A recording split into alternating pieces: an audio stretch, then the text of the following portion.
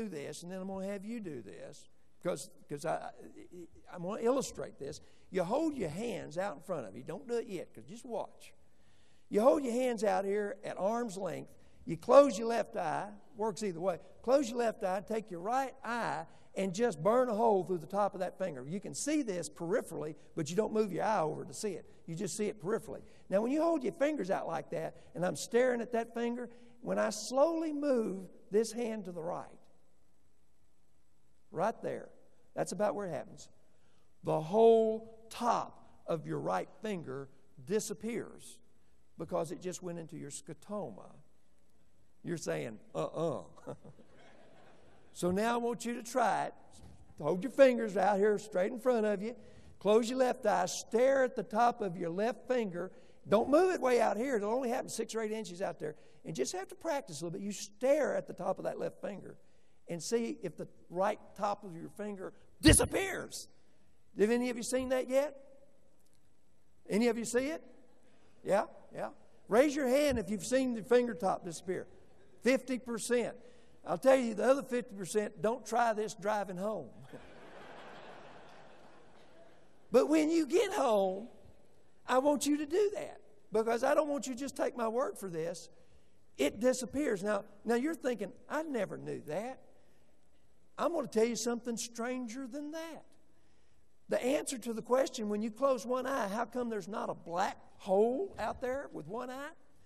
It's because you are so marvelously put together. Your brain and your eye know that if you closed one eye and you saw a big dark hole out there, it would worry you.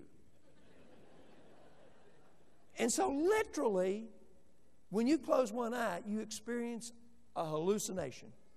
Literally. What happens, this seems too strange to believe. What happens with one eye is that your eyeball takes in the data around the hole, interpolates it, and fills in what it thinks would be in that black spot. Now, that's too strange to believe, but you look it up. Go Google that sometime. That's what happens in a scotoma. Now, what's that got to do with you and me? Everything. Because if I've just proved to you that you physically have blind spots, it should not be a stretch for me to get you to believe you psychologically have blind spots.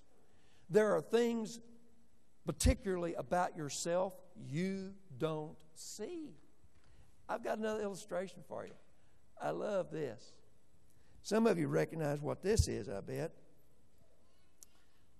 I have a border collie. He's not trained for this whistle, but listen. Raise your hand if you heard that. All right, now watch this. What was that famous last words of a redneck? Watch this.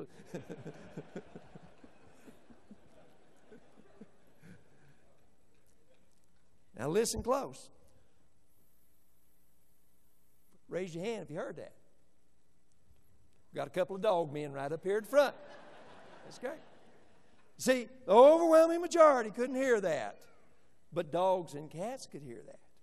Now, what's my point? When I just blew on it, did that mean there was no sound? Baby. There was sound. You couldn't hear it. It was just in a frequency range you couldn't hear. Scotomas about ourselves as leaders is in a place that you don't see. We are blind to ourselves. That's been illustrated in lots of different ways. If you're in psychology, you recognize the Johari window. The Johari window is kind of interesting. It says all of us in the room have 4 kinds of knowledge. That lower right-hand knowledge, that's private knowledge. That's things that you know about you that you don't let other people know. Now, look at the next quadrant. There are things that are known to other people and you. When you know about it and other people know about it, that's public knowledge about you. That other quadrant at the bottom, that's the unknowable quadrant. There are things that you haven't figured out about you yet, and we sure haven't. And when they become knowable, they go into one of these other quadrants. Now watch the top left-hand quadrant there, because this is your learning point. This is the things that other people know about you, but you do not know about yourself.